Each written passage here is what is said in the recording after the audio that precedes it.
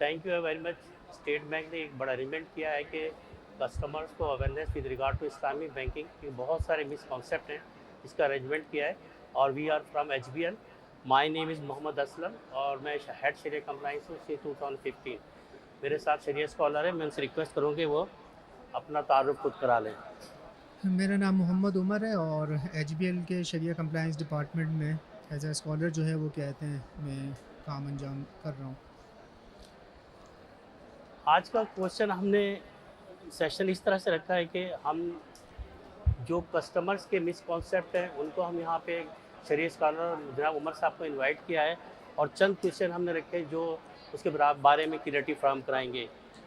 तो सबसे पहला जो हमारे पास कस्टमर या पब्लिक का एक क्वेश्चन आता है, वो क्वेश्चन ये है कि हमें इस्लामी बैंकिंग की ज़रूरत क्यों पड़ी, और जबकि कन्वेंशनल बैंकिंग हम एक अरसे से कामयाबी से चला रहे थे। फिर इसके साथ एक सवाल और जोड़ते हैं कि इस्लामिक बैंकिंग तो हुज़ूर सल्लल्लाहु अलैहि वसल्लम के ज़माने में थी नहीं, तो इस्लामिक बैंकिंग कैसे हो सकती है।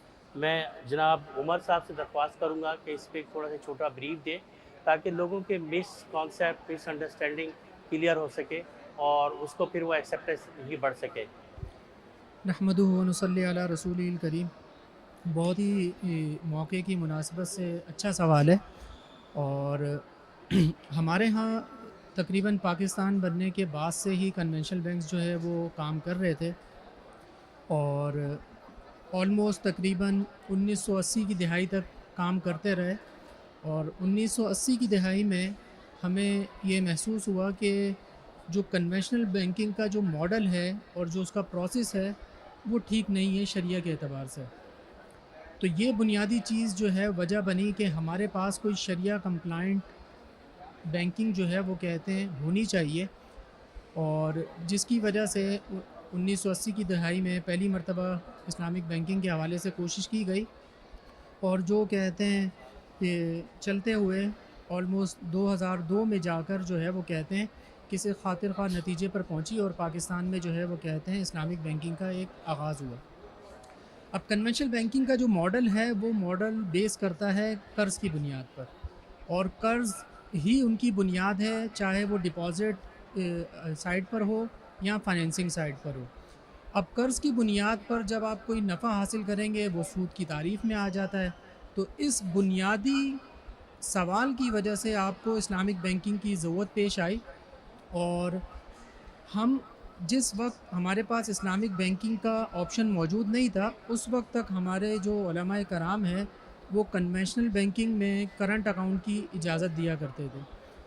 उस इजाज़त की वजह जो सिर्फ़ ये थी कि जो हमारा तिजारती मकसद था या कारोबारी अफराद की ज़रूरत थी उसको पूरा किया जा सकते। लेकिन वो सिर्फ़ रक़म की मुंतक़ली के हवाले से थी। लेकिन कभी भी किसी भी उलमाए कराम ने किसी भी वक्त में ये फ़तवा नहीं दिया कि आप किसी कन्वेंशनल बैंक से जाकर फ़ाइनेंसिंग हासिल कर लें। तो इस बुनियाद के ऊपर हमें जो है वो इस्लामिक बैंकिंग की ज़रूरत हुई और इस्लामिक बैंकिंग का एक मॉडल वजूद में आया, और जो कि एक शरिया कंप्लाइंट मॉडल है जिसमें डिपॉज़िट साइड भी एक अलग से मौजूद है और फाइनेंसिंग सॉल्यूशन भी शरिया कंप्लाइंट तरीके से कस्टमर्स को प्रोवाइड किए गए हैं। बहुत शुक्रिया उमर साहब। अच्छा, इसी में एक हमारे पास जो ब्रांचेस में या जनरल कॉन्सेप्ट है इस्लामी बैंक के बारे में, वो ये है कि कस्टमर के एंड पे कोई फ़र्क नज़र नहीं आता, ठीक है ना। तो जब फ़र्क नज़र नहीं आता तो कैसे डिफरेंस हुआ, वो क्या काम करते हैं कि जो हम इसको डिफ्रेंशिएट करें कन्वेंशनल बैंकिंग इस्लामिक बैंकिंग से। और सेकंड बात आती है प्रॉफिट की, कि उमूमन ये देखा जाता है कि प्रॉफिट भी सेम हो रहा होता है।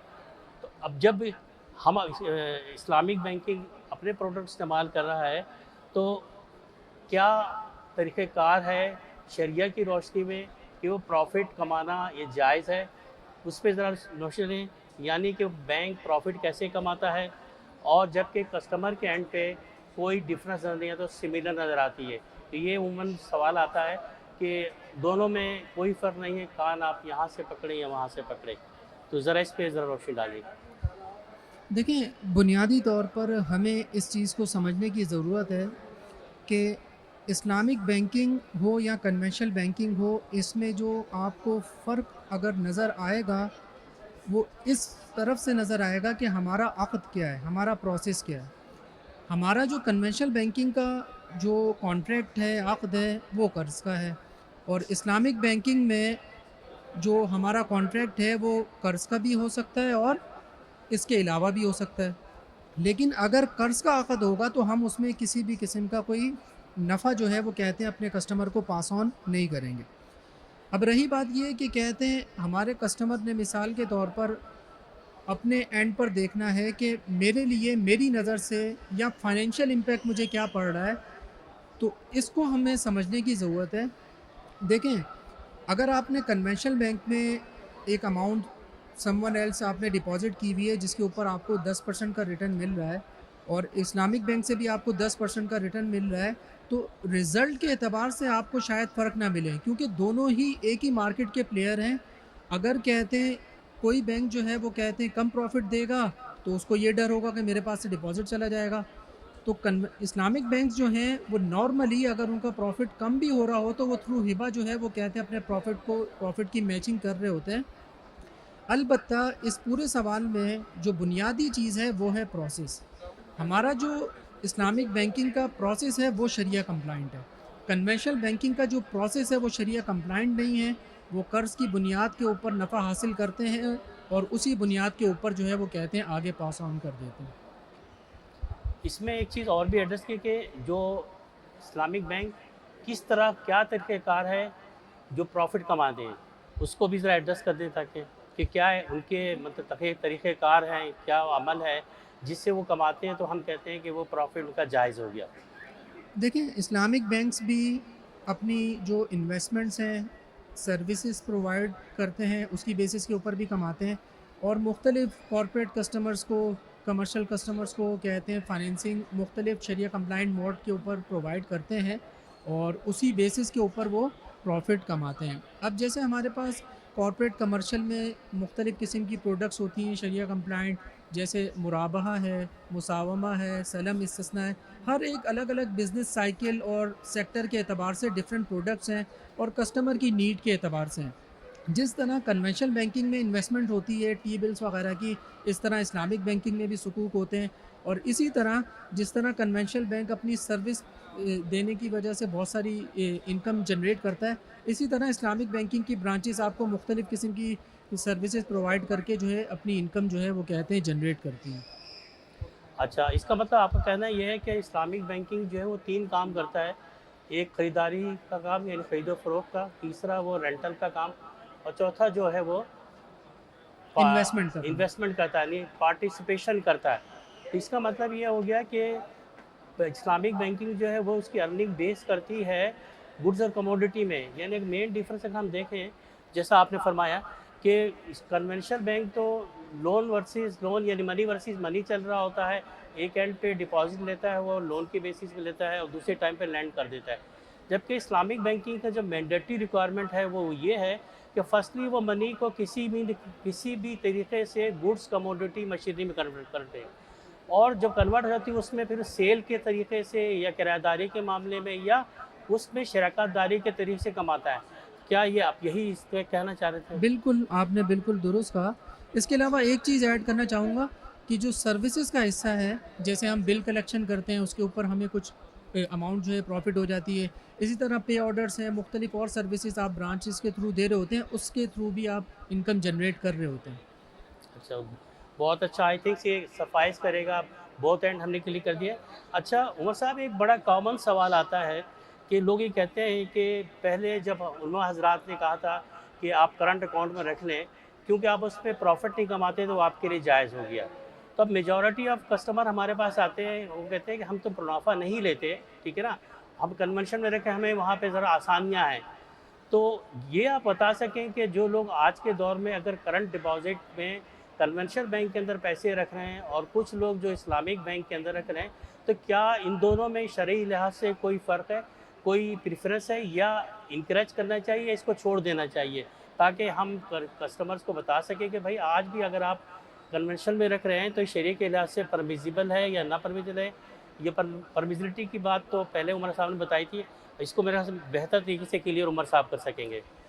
اچھا دیکھیں، ہمارے علماء کرام نے جو کنونشنل بینکس میں کرنٹ اکاؤنٹ کھولنے کی اجازت دی تھی وہ بوجہ مجبوری تھی کہ آپ کے پاس کوئی آپشن موجود نہیں تھا، اور کچھ افراد انڈیویجولز یا بزنس مینس یا کارپوریٹ کمپنیز ان کے لیے بینکنگ کی ضرورت بہت تھی۔ اب مثال کے طور پر اگر کسی نے ایل سی کھولنی ہے، باہر سے کوئی گڈس منگوانی ہے یا را مٹیریل منگوانا ہے اور اس سے کوئی گڈس بنانی ہے، اس کے لیے اس کو ایل سی کھولنی ہے۔ اب ڈیفینیٹلی اس کو وہ کام بینک کے تھرو ہی ملے گا۔ تو ان چند وجوہات کی بنا کے اوپر علماء کرام نے کرنٹ اکاؤنٹ کھولنے کی اجازت دی تھی، اور ساتھ میں یہ بھی شرط لگائی تھی کہ آپ کرنٹ اکاؤنٹ کی بنیاد کے اوپر کسی بھی قسم کا کوئی نفع حاصل نہ کریں۔ اب کرنٹ اکاؤنٹ میں جو نفع ہوتا ہے وہ سروسز کی صورت میں ہوتا ہے، اور وہی چیز ان کو منع کی گئی تھی۔ لیکن آج کے موجودہ دور میں جب آپ کے پاس جگہ جگہ بڑے شہر ہوں یا چھوٹے شہر ہوں، وہاں پر آپ کو اسلامک بینکنگ کی سہولت موجود ہے، تو اگر آج کے دور میں اگر آپ کنونشنل بینک کے ساتھ کرنٹ اکاؤنٹ کے ساتھ بھی کام کرتے ہیں تو وہ درست نہیں ہوگا۔ وجہ یہ ہے کہ جیسے قرآن کی آیت ہے تعاونوا علی الاثم والعدوان وتعاونوا علی البر والتقوی، تو آپ نے صحیح کام، نیکی کے کام کی طرف جو ہے وہ تعاون کرنا ہے۔ اگر آپ کنونشنل بینک کے ساتھ کام کریں گے، وہ اس سے انکم جنریٹ کرے گا، تو یہ آپ برائی کے ساتھ تعاون کر رہے ہیں۔ لیکن اگر آپ اسلامک بینک کے ساتھ کام کریں گے اور تو آپ اس کو ایک نیکی کے کام کی طرف کریں گے۔ تو اس بنیاد کے اوپر اگر کوئی آج کے دور میں کنونشنل بینک کے ساتھ کام کرنا چاہے تو وہ درست نہیں ہوگا۔ اور اگر آج آپ دارالافتاء سے فتویٰ لینا چاہیں تو بڑے شہر ہوں، چھوٹے شہروں، ان میں آپ کو اجازت نہیں ملتی۔ اب اس پر یہ بھی ایک بات ہوتی ہے کہ 15-20 سال پہلے تو علماء کرام کہتے تھے کہ کہتے ہیں ٹھیک ہے، آج ٹھیک نہیں ہے۔ دیکھیے بعض فتاویٰ جو ہیں وہ اپنے وقت کے اعتبار سے، ضرورت کے اعتبار سے دیے جاتے ہیں۔ جب حالات بدل جاتے ہیں تو ان کا جواب بھی بدل جاتا ہے۔ اب ہمارے پاس اسلامک بینکنگ موجود ہے، مختلف بینکس آپ کے پاس کام کر رہے ہیں، آلموسٹ 17-18 بینکس کے پاس کچھ فل فلیج بینک ہیں، کچھ ونڈو ماڈلز ہیں، کچھ سبسڈریز ہیں آپ کے پاس موجود ہیں۔ آپ اپنے حساب سے کسی بھی اپنی آسانی کے اعتبار سے، جو آپ کے آفس سے قریب ہو یا جہاں آپ کا آفس ہو، اس کے اعتبار سے آپ کہتے ہیں اپنے اکاؤنٹ کو مینٹین کر سکتے ہیں۔ ہاں، اس کو میں کنکلوڈ کروں اس طرح سے کہ آپ نے جیسے فرمایا کہ پہلے جو کرنٹ اکاؤنٹ میں دی گئی تھی وہ ایک اسلامک بینکنگ کی نان اویلیبلٹی سے مجبوری پہ دی گئی تھی۔ آج اگر ہم اسلامک بینکنگ ہونے باوجود بھی کرنٹ اکاؤنٹ مینٹین کرتے ہیں کنونشن میں، تو وہ ایک تعاون کے زمرے میں آتا ہے۔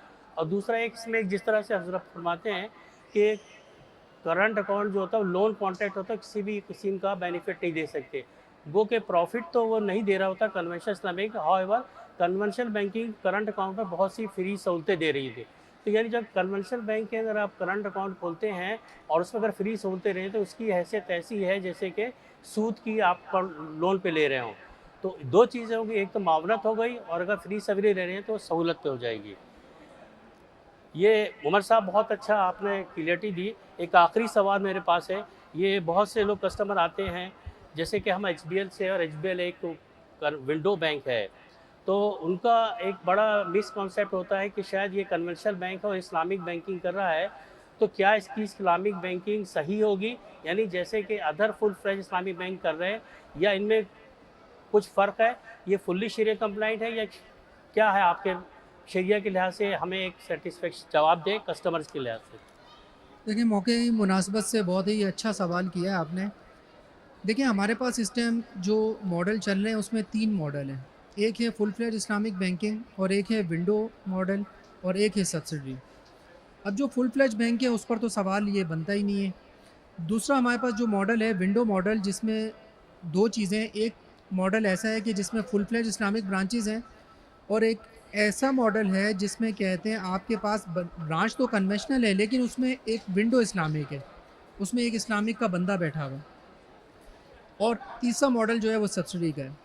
ان تینوں ماڈل میں پروسیس کے اعتبار سے، ورکنگ کے اعتبار سے کوئی بھی فرق نہیں ہے، کیونکہ ہر بینک میں ان تینوں ماڈلز میں سے ایک شریعہ بورڈ ہے جو کہ تمام امور کی نگرانی کرتا ہے، تمام پروڈکٹس، تمام ڈاکومنٹس، تمام مارکیٹنگ مٹیریل، حتیٰ کہ کوئی چھوٹی چیز بھی ہوتی ہے وہ ان کی اپروول سے تمام چیزیں ہو رہی ہوتی ہیں۔